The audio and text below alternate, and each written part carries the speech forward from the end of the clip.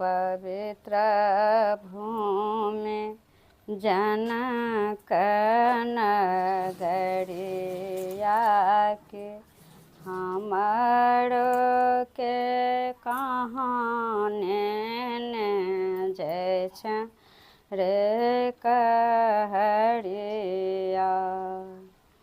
परम पवित्र भूमि जनक नगरिया के हमरो के कहाने ने जय छ रे कहरिया। केरावा कदम गाछ पीपड़ कानक पात